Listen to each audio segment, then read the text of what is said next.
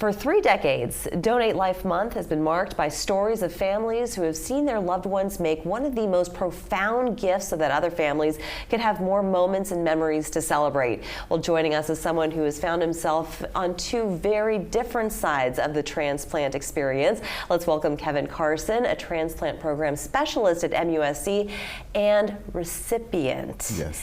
Great to have you. Thank you. Thanks for having me. Tell us about your journey here.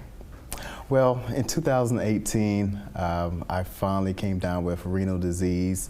In 2020, I applied for a job at MUSC in the Transplant Center, knowing more about the program and knowing about what I could do to help the patients. And when I had my interview, that was one of my main points, that I could actually speak with the patients from a first-hand experience, being that I did have renal disease. Yeah, and I would imagine that'd be very comforting to a lot of families to be able to hear it from your perspective, having gone through that. Correct. But then it sounds like your health really took a turn for the worse.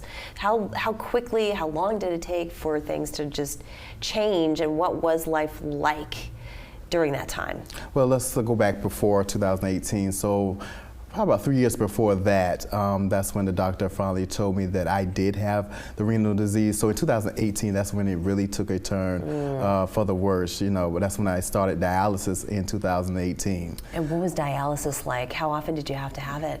Well, I started off with the hemodialysis, and it was every other day, Monday, Wednesday, and Friday, in the hospital clinic. It wasn't too well for me. It didn't do too well. It made my body tired. I was not satisfied with it, and I spoke with a doctor, and he advised that there was another form of dialysis that may help me with my energy, and also with the work that I do, I can have a little bit of my life back. Here now, you get the call in the fall that they have found a match. Right. Walk us through that moment. So when I received the call, I actually just left MUSC. I just left work, and I had just arrived at Walmart. I just walked in the door, and I received a call. They tell me to be on the lookout, because there is a kidney that was a match for me, and that was coming into the hospital. Yeah. So I had to prepare myself. They give you time to give you pack and things like that. And not so very long though. It's like not very long, right? Yes, like, no.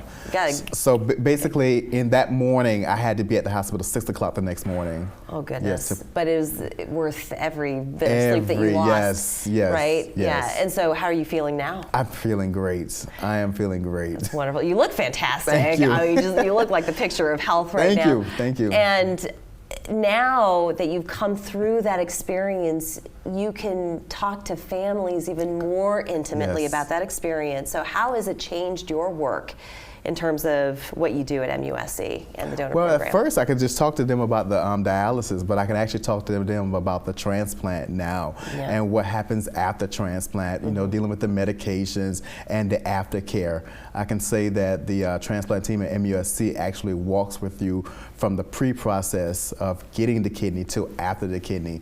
And that is one great thing that really helped me, having that team to call me and say, okay, well, your labs is not looking right, we need you to do this, or you need to come in and have this appointment, or you need to cut down on this medicine, or we're going to add this type of medicine. They stay on you, and that's what I love about it. That's incredible. Yes. God bless you. Thank you. This is wonderful. All right, so what are your plans now with your new kidney?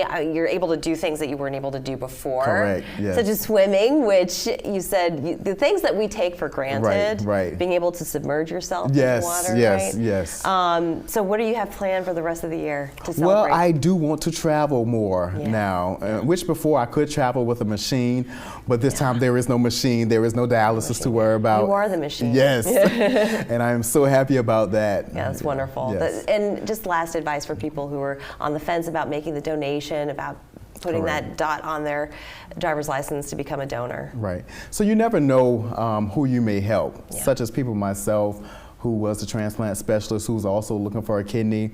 There's thousands of people who are out there that's looking for a kidney right now. So with donating a kidney, you will be helping someone, and you will be helping yourself also. That's right. Thank you so much for sharing your story, Kevin. We so appreciate it. And congratulations again. You look wonderful. Thank you. We're back after this.